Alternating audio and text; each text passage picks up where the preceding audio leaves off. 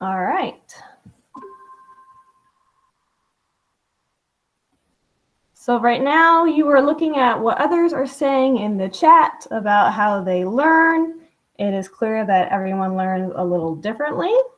Some people learn best with visuals and videos. Some people are better by doing, it looks like.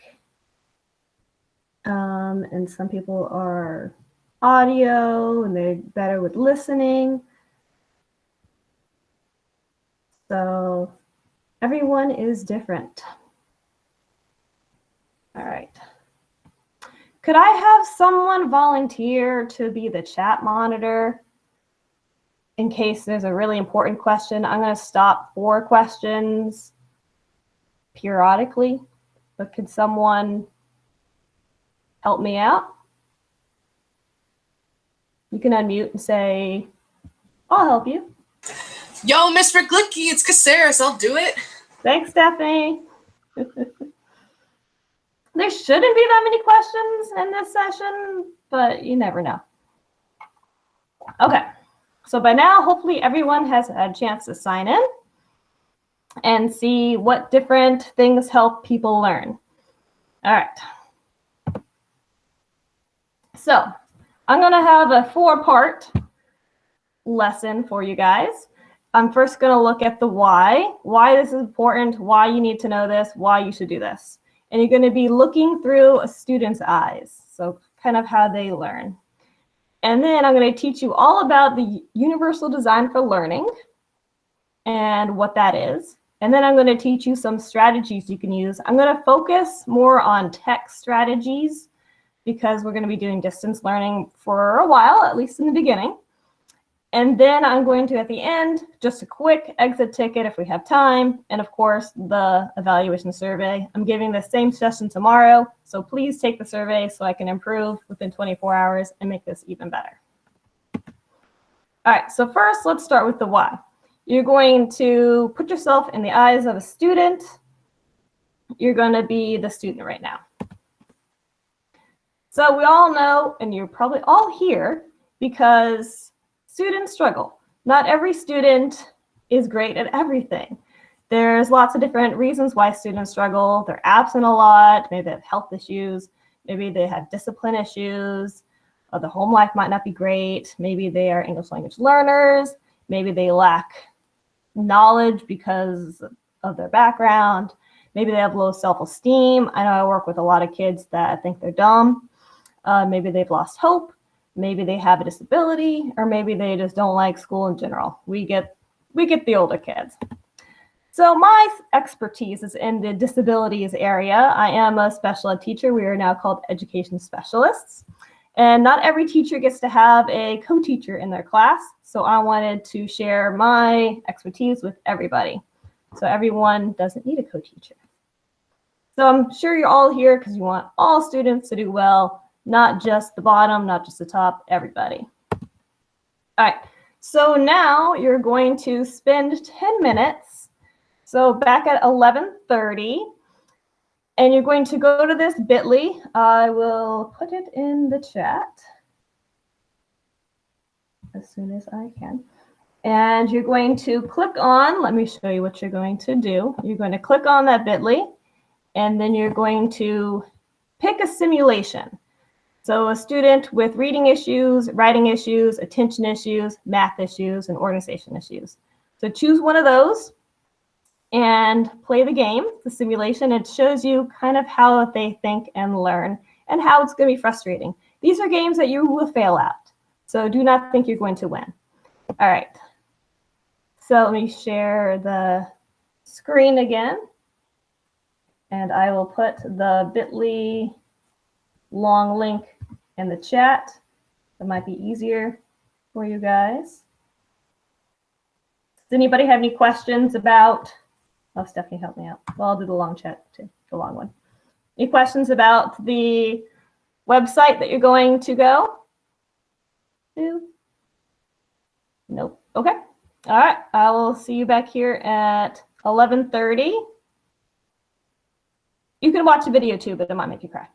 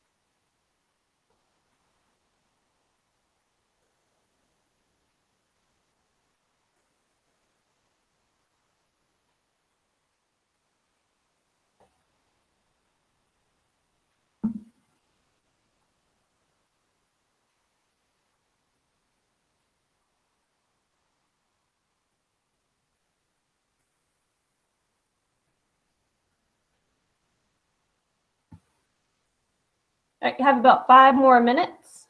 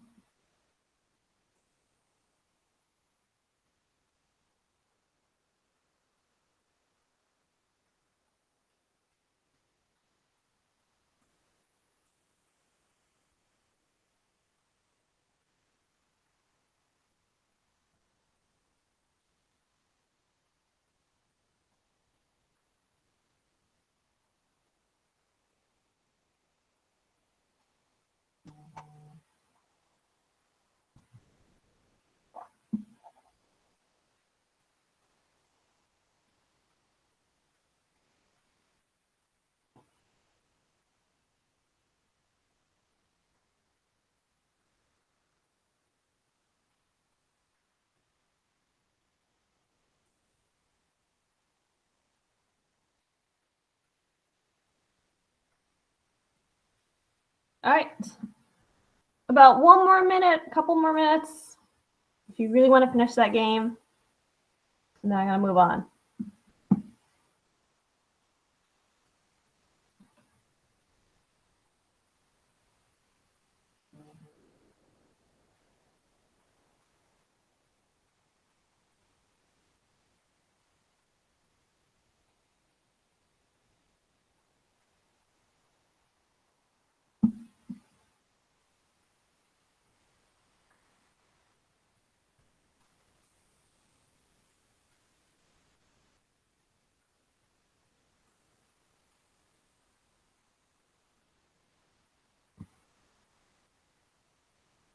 All right, so start heading back to the presentation. Back to the Google Meet, please.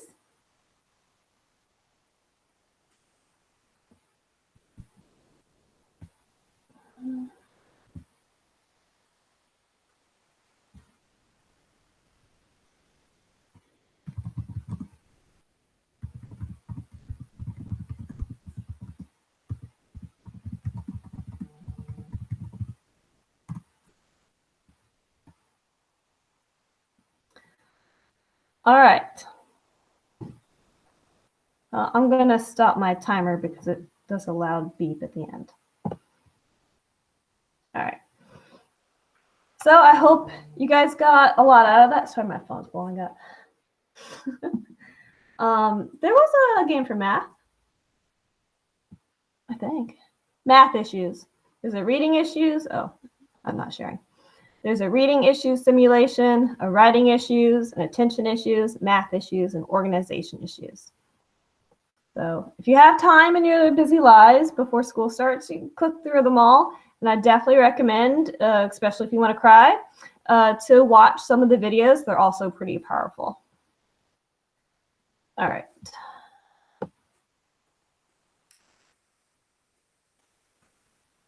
So now, as soon as my screen lets me go, okay. So there's a problem.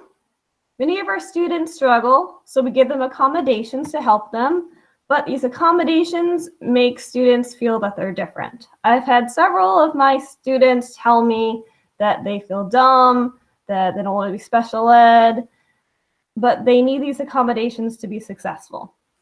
So we want all of our students to succeed, not just some of them. So our solution can be to have a classroom or a virtual classroom where accommodations are not needed at all. They're there for everybody. I'll explain. So in these pictures, we have the first one about equality. Everybody's given the same exact thing, but not everyone can see the soccer game. The little short person can't really see anything. So then we move into the equity. We give the short person what they need, the 2 boxes. Now they can see everything, but they might feel special, different, because they have to stand on 2 boxes instead of none or just 1. So if we just change the environment a little bit, give a fence that everyone can see through, no one needs anything special. No one feels different. They can all see the game. I like this visual. I think it's pretty powerful. All right, so here's an example in your classroom. Reading. You need students to read something. So some kids get an accommodation, which, in case you don't know, you legally have to follow if it's in their IEP, just coming from a SPED teacher. So some students might need the accommodation of having the audio version or having it read out loud to them. So instead of just giving a link to just some of the students that need the audio version, have it read out loud to everyone. Have everyone have access to that link. That way everyone gets the chance to improve their reading skills by listening to someone who's a good reader. And please, for the love of all things in teaching, do not make kids read out loud to the front of the class. It is very stressful. It doesn't provide anything except stress.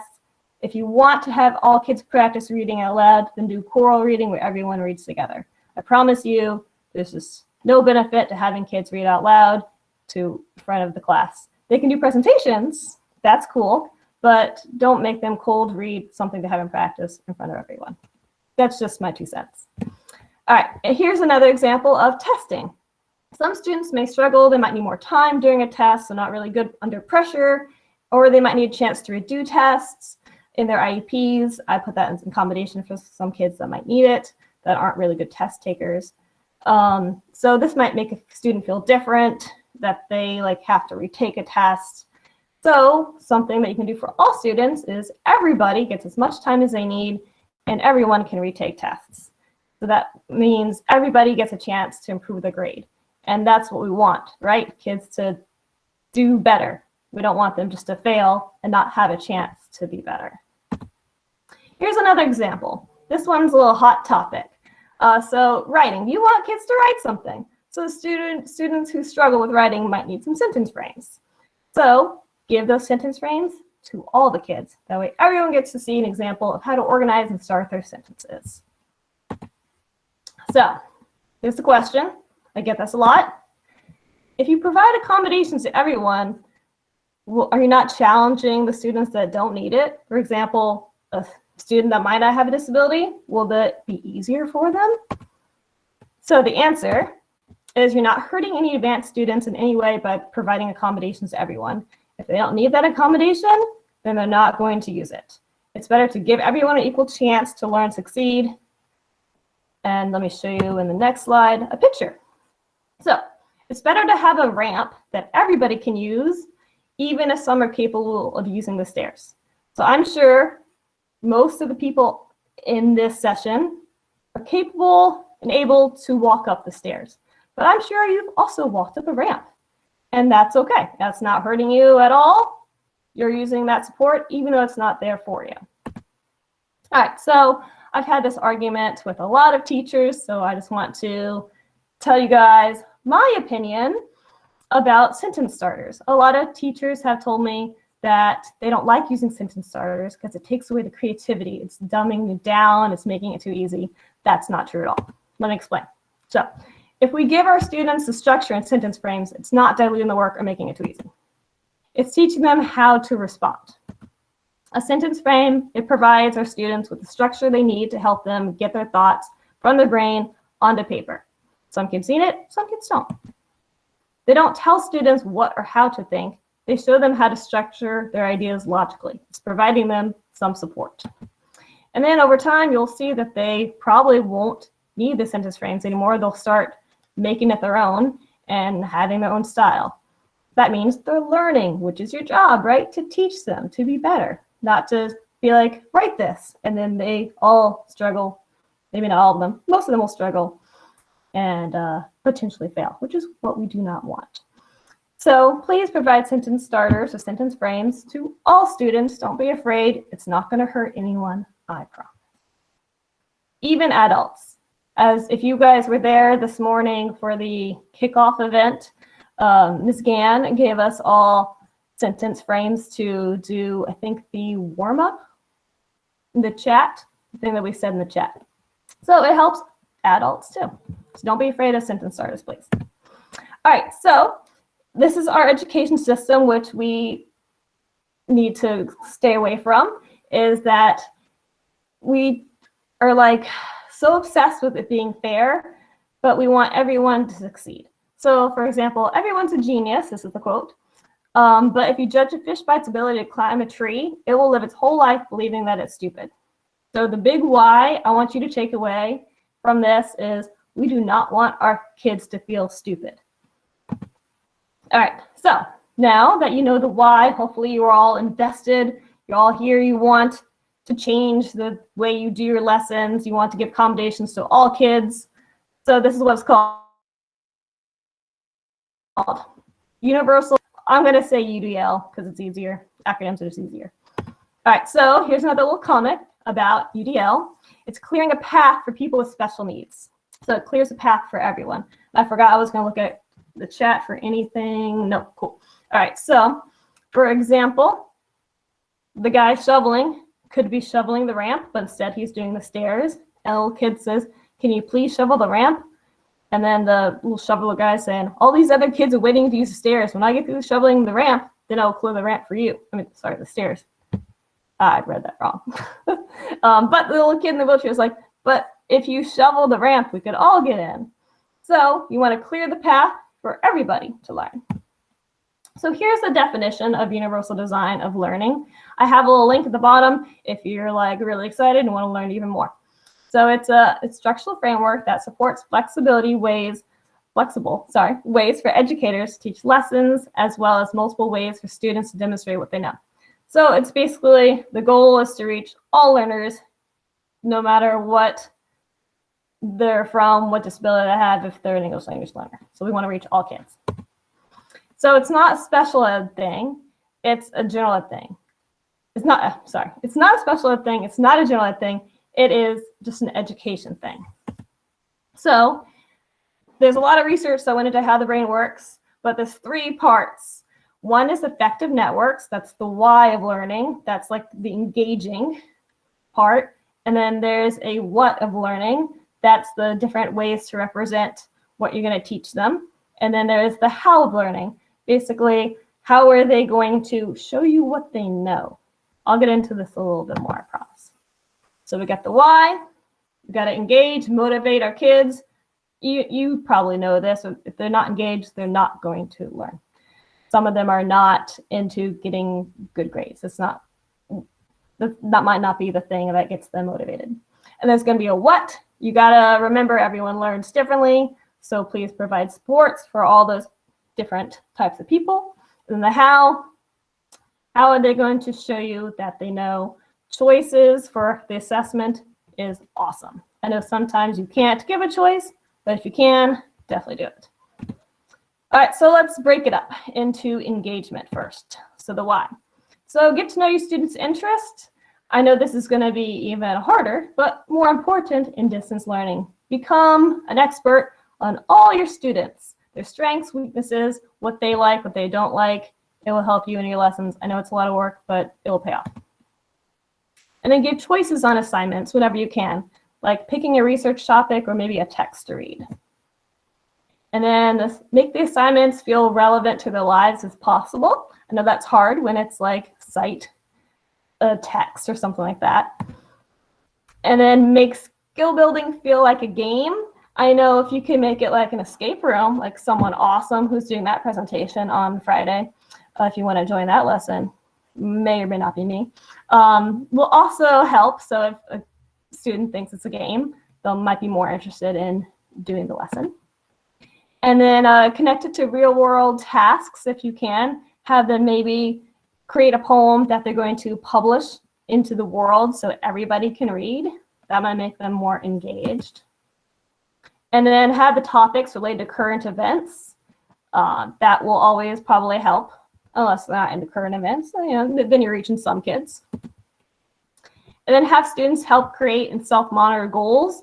So have them help you. Don't tell them how to do it. Have them help you create the goal for them, and how are they going to monitor it. It's more powerful if they decide how they're going to do it than you tell them. You can always tell them how to do it the first time to give them like an example, but creating and monitoring goals is a whole nother lesson. I don't have time to go into it. All right, so it's you also have to have clear learning goals and explanation of why it's important to know and do the lesson. And make sure you activate or supply background information and knowledge in case they don't have it. So here's some examples of engagement. You survey students about their interests and put that into lessons. Create choice menus. I'll be showing you what that is in a couple more slides. And state the learning goals clearly so they can see what they will be learning and make it feel relevant. So here's the next one, the what. Repeat the information in different ways. Any questions? No, so I think someone just unmuted for a second. All right, so repeat the information in different ways. I'll show you an example how to do that in a little bit. And offer information in more than one format. As you can see in the beginning in the chat, everyone learns different ways. For those auditory people, include text to speech and audio whenever possible. For the visual people, make sure you have text for them to read, like closed captionings, graphics, pictures, symbols, and videos are always helpful. For kinesthetic, this one's a little harder to do with distance learning. So try as much as you can to have them interact. So like dragging and dropping stuff. And then make sure you give students a chance to access material in whatever way is best suited to their learning strengths. And if you are more interested in that, I have a link. I don't have time to go into all the learning strengths right now, but that's pretty cool if you have time. All right, so some examples of this in your classroom would be to make it easy for students to adjust the font sizes and background colors through technology, provide options for engaging with text, such as text-to-speech, or provide videos with captions. So lots of different ways that you're showing the material, basically. Okay, so the last one is the action expression, the how. Students self-monitor their progress. They're seeing, are they reaching that learning goal or not? I'm a big fan of like standards-based grading, but I know we're not there yet as a district. And then have students choose between different types of assessments whenever possible. I know for some things you have to like assign an essay. We can't get around that. But whenever possible, you have a standard. Have kids choose how they're going to show you they know that standard. Should they do it by writing a paragraph? I have a kid that just told me, can I just write an essay, please? Like, you don't want to draw something? They're like, no. Okay, so whatever. You got those kids. Maybe a kid loves talking, so they want to do an oral presentation. They'll make a video of themselves talking. Maybe they want to create a video. Maybe they want to have like the dog in it. I don't know. Or maybe they want to make a digital poster. So some different ideas for them to show you that they know what they know. And make sure you grade based on completion of the lesson goal. Please don't count off for things like spelling or grammar if that's not the standard you're trying to meet. That will help all students. It doesn't matter if they can't spell, but if they're showing you that they can cite correct information, then please grade them up based on that if that is the goal. And then make sure you remember if the student shows mastery, then it really doesn't matter if they did it through a visual, if they did it through an essay, as long as they are showing you that they're doing it. All right. In the chat, create your student and select oh, they're just talking about the simulation. Okay, cool. All right. So examples of action expression that you can see that if you're doing it. If you have calendars and checklists to help students track their tasks for meeting the goal, that's always helpful for breaking things down for them. And then it's also helpful if they help you make those calendars and checklists, or if they make it for themselves. And then allow students to show what they know through lots of different formats, like a poster or graphic organizer. And then have students develop a self-assessment or reflection at the end. You can give them questions, but I swear it's much more powerful if they do it themselves. All right, so here are the choice boards that I was talking about. So you give a student, well, all the students, a choice. And maybe it's like a bingo thing, like they need to choose 3, or maybe they choose 1. So like, for example, they can show what they know by designing an invitation. Like I co-teach a lot of English usually. So I'm going to use a example from English. So let's say you're reading Romeo and Juliet and you want them to learn about characterization. They can make a brochure of the characters. They can write a Yelp review about maybe Romeo's dance. I think he had the dance. Or was that the Juliet? No, Romeo crashed the dance. So maybe write Yelp review and Juliet's dance. Sorry. Probably should have picked a text I knew more about than Romeo and Juliet.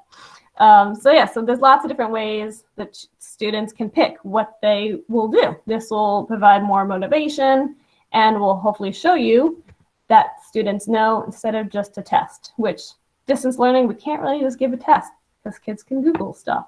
So this is much more effective. So lots of different ways. So here's some more ideas on what kids can do to show you they know. And it could be way more interesting than just the same old test or an essay or write a paragraph. And then if you want a template, I have borrowed a template that someone's created and put the link in here if you want to click it and make a choice board for yourself. All right, so now I'm going to teach you the how, some strategies that you can add to your teaching toolbox. All right, so the UDL type of thinking is I'm going to start at the top, the green. So what do we want our learners to learn, or what do we know about our learners? So we got to start, with the standards. And then what do we know about our kids?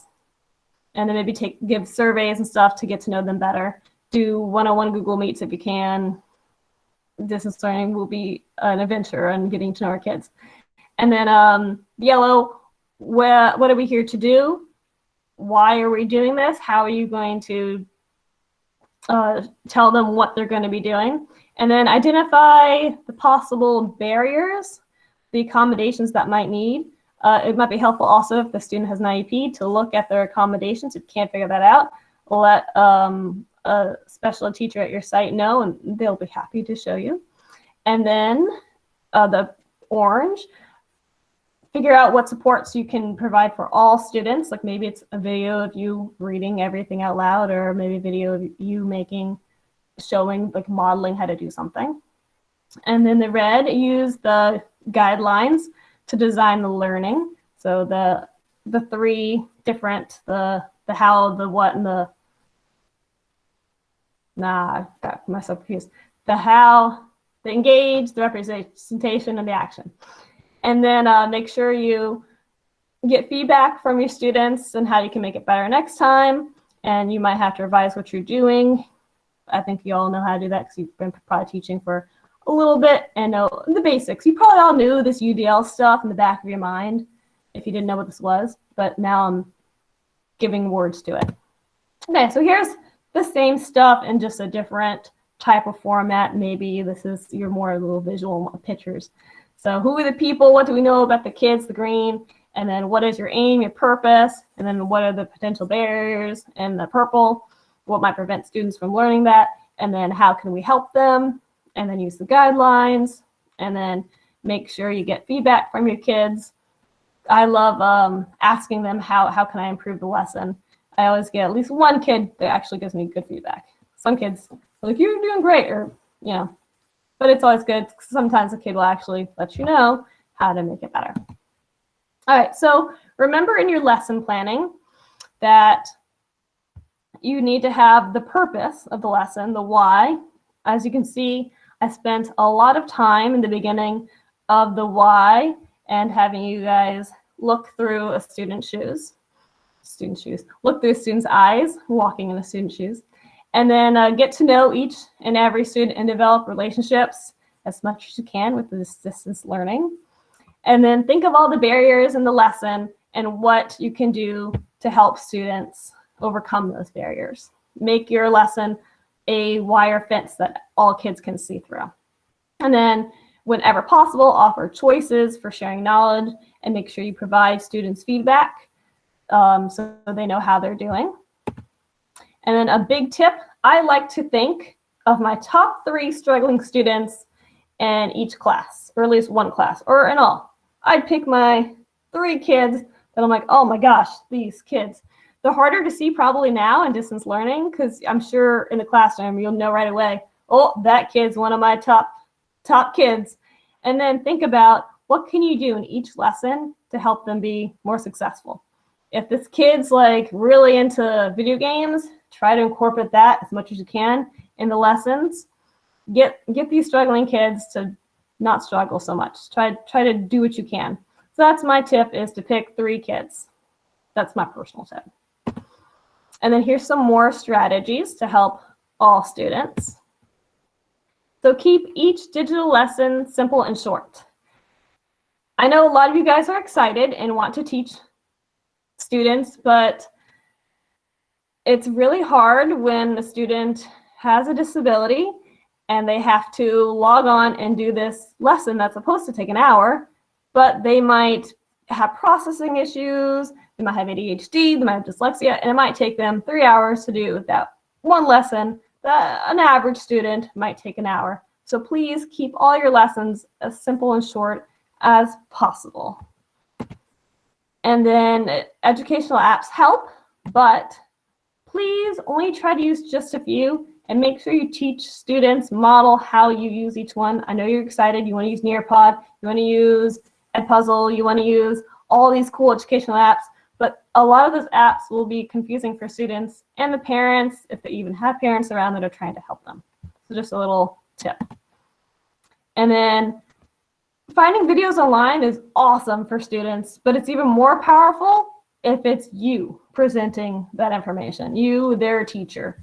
And this will be helpful in them getting to know you too, them seeing your face, especially since they can't see your face in real life. And then show them an example of a finished product. That will be really helpful. And then I'm a big fan of HyperDocs, like a Google Doc that you can link lots of things to, or Google Slides they can click. You just have to tell them, make sure they know that they can click. And so that's one place for them to go for all the information. They're not just going to like lots of different places. So if you don't know about HyperDocs, definitely look into that. And then have everything read out loud. No matter what, please create a video of you reading it, just an audio, provide them text-to-speech. They all have a little accessibility tool on their Chromebook, but not a lot of kids know how to use that. Education specialists try to teach students how to use that, but some kids might need something read out loud to them. They're low readers, and they might not have a disability and won't have that special ed teacher to help them. So please, if you can, have everything read out loud. And then provide sentence frames for all. Hopefully I've changed your mind about sentence frames. They're not evil, they're there for support. And then chunk long assignments up. Make them, if it's like a really long assignment, break it up into parts. That's helpful for all students. It's very overwhelming if you just assign an essay. Maybe 1 week focus on introduction, and the next week the body paragraphs, something like that. And then if you can number steps in a task, that will be really helpful for all students so they know what to do first, second, third. And then if you can give students a rubric so they know exactly what it should look like and how they're going to be graded, that's also very powerful. They can help you make the rubric even better, but I know you might not want to trust maybe your freshmen or middle school students to do that. And always make time for reflection if you can, so students can reflect on their learning. That's also really powerful. So I should have made this a bit.ly in retrospect, but if you click this link here for more UDL strategies, it's going to give you tons of stuff. All right, so pretend I'm clicking. I already have this up. So here are some UDL aligned strategies. There are tons. A lot of them you can't really do distance learning, but one day hopefully we'll see our students and meet with them again, and we'll be able to do these things. So there's tons of stuff. You don't even have to click on anything. You can just hover. It's like modified text, and it tells you what it is. And if you're more interested in it, then you can click on it. So lots and lots of stuff to look at and learn from and use in your classroom. All there to make it easier for everyone to access and make it accessible to everyone. And I think I talked a little fast because this is basically the end of my presentation. So that's good. You'll have time to look at this and maybe do some more simulations. So let me go back to my presentation. So the next thing is the reflection part. So in the chat area, I saw that I had no questions. Maybe that's because I went too fast, or maybe because you guys all really knew this in the back of your mind, that you should be doing this stuff. And so in the chat, write what will you be differently, or if you've been doing all this, maybe keep doing it. How are you going to do your lessons differently besides them all being distance learning? What will you do different in your lessons? And then make sure you complete the survey, which Miss Stephanie has put the bit.ly in there for you to hopefully copy and paste a little easier. And let me know what I can do to make this better for tomorrow when I do this presentation, and I will hopefully make it better.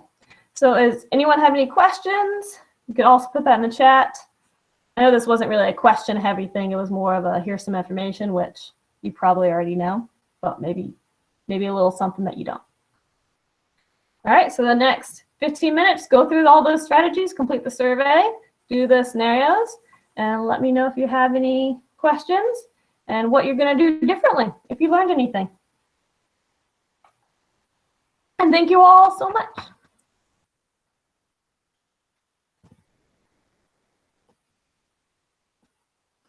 Stephanie's waving at me. All right, I'm gonna mute myself. And if you now you have time to maybe go get an early lunch. Okay. I'll be on until 12:15.